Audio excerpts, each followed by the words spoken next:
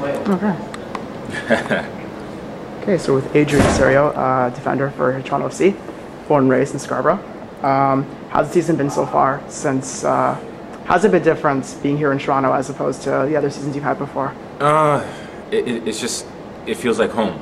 You know, I've done a lot of traveling lately over the past couple of years, and it's finally about time where I'm home, near family, near friends, and stuff like that. So it's been long overdue, but you know the season's kicked off, and you know it's one of those things that we're trying to fight right now. So you know, take it as it comes.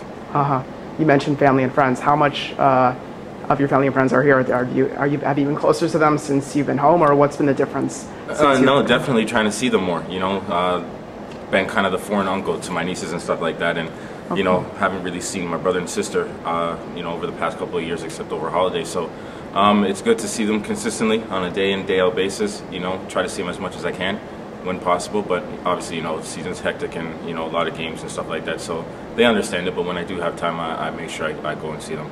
Are they still in Scarborough, or? Yeah, they're still out east. You know, my brother, he's still out in the east end there. My sister, she lives further east, so we're around.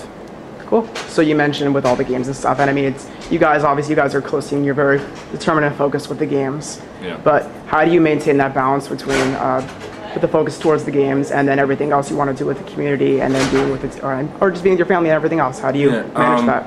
Your job is your first priority. You know, at this level now, you kind of understand and are able to put things in perspective as far as balancing it out. So obviously, when it comes game time, training time, stuff like that, that's first come for me right now. So, you know, everybody else knows that. You know, I try to make time when I can, but at the same time, I came back here to do a job, and that's play.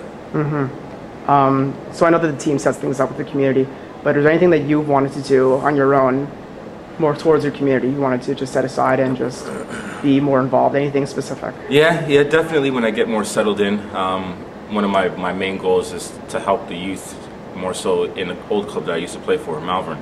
You know, because growing up, we weren't fortunate to have, you know, a lot of things, and I know a lot of kids in Scarborough are struggling at the same time. So, you know, I think when you come from less fortunate backgrounds and stuff like that, you learn to put things in perspective as far as giving back. So when I get settled in and you know, have time, that I'm definitely going to make an effort to go out and help them out where I can.